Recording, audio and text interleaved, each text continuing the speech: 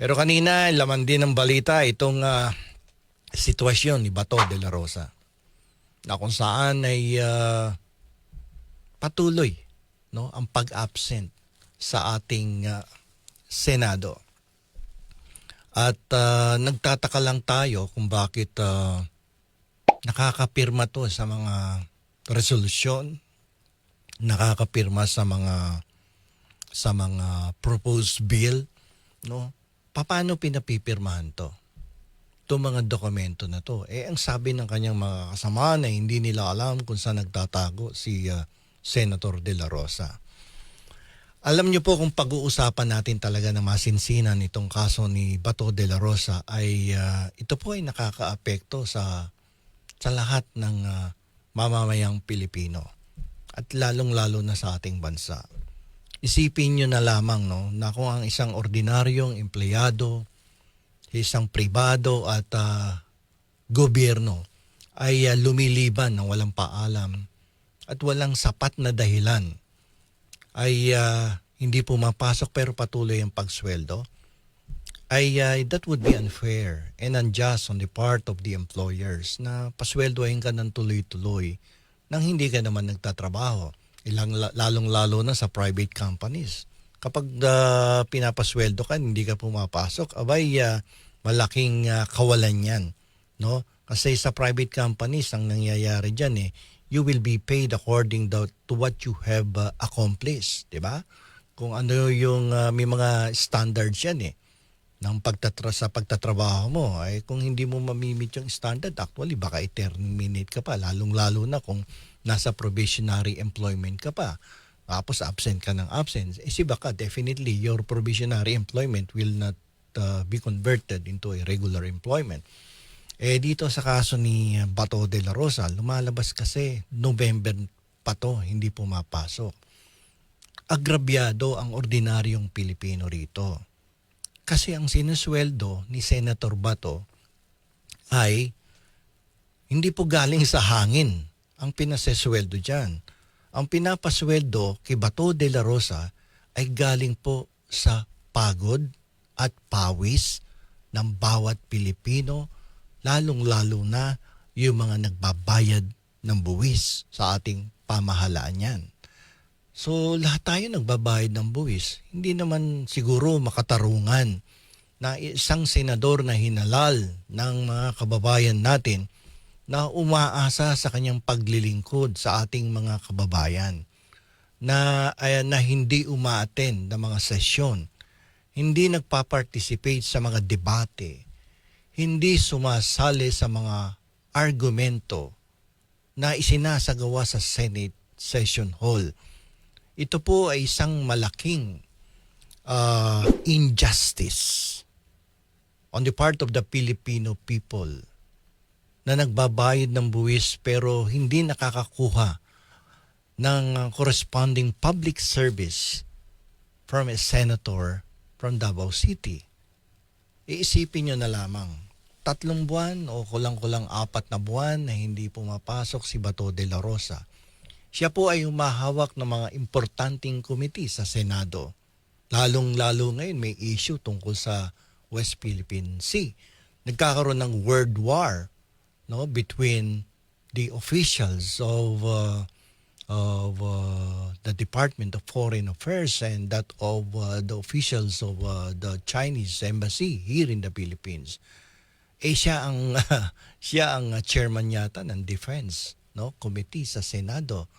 At ano ngayon ang nagiging partisipasyon directly ni Bato de la Rosa sa mga umiiral na problema at kung sakasakali may kinakailangan na kanyang serbisyo upang makapagbigay ng kontribusyon kung paano lulutasin itong mga alitan, no, sa between the Chinese Embassy and the Philippine government, kung saan involved ang usapin tungkol sa West Philippine Sea at sa ating seguridad, no, yung seguridad sa ating bansa.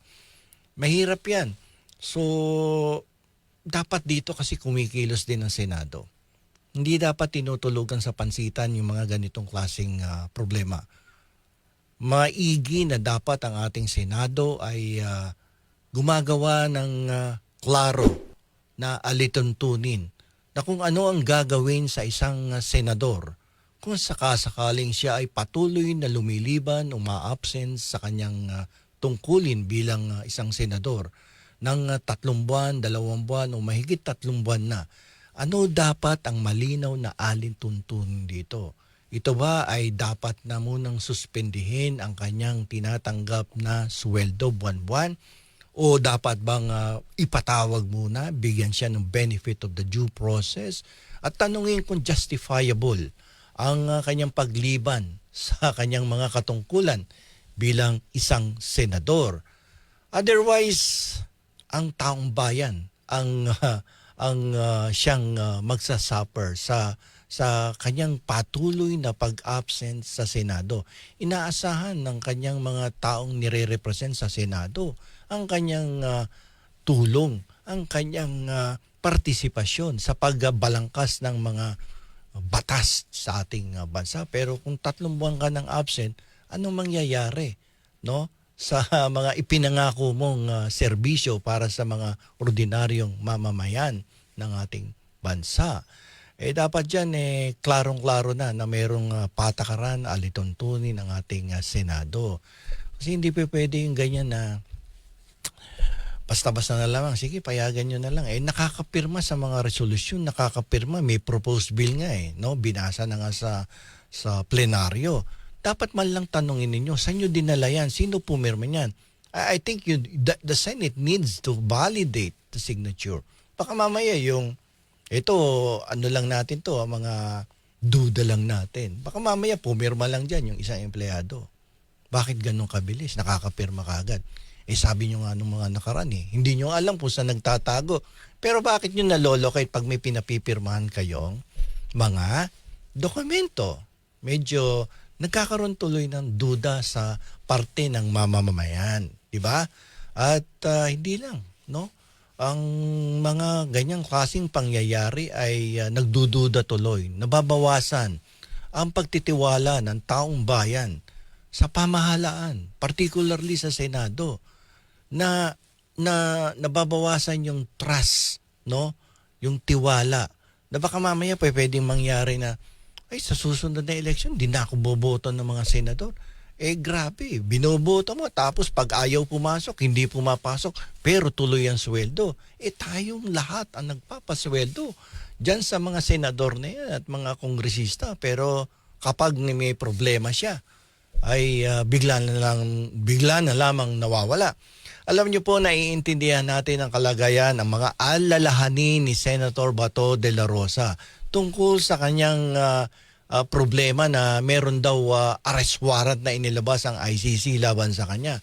Pero dapat dito ang Senado ay kumikilos. Pwedeng makipag-coordinate ang Senado sa Department of Foreign Affairs o kaya sa Department of Justice. Ay tulungan nyo nga kami dahil ang isa sa aming membro dito sa Senado ay nag-aagam-agam at nag-aalala kung meron daw bang warrant of arrest laban sa kanya na inilabas ang ICC.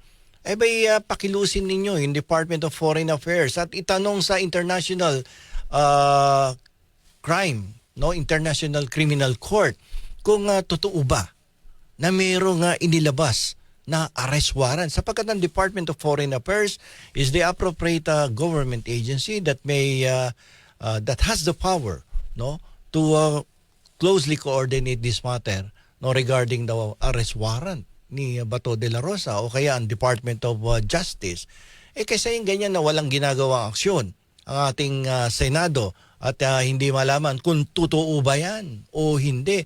There must be a government agency na pwedeng mag-coordinate dito sa ang Department of Foreign Affairs papunta dyan sa ICC nang matapos na to at malaman kung wala naman talagang warrant of arrest, papasukin si Bato de la Rosa at kapag nagpatuloy na hindi pumasok despite the fact that it has already been validated na walang warrant of arrest, tanggalin niyo sa pwesto. Attorney Bueno, law and beyond, learn the law, know your rights.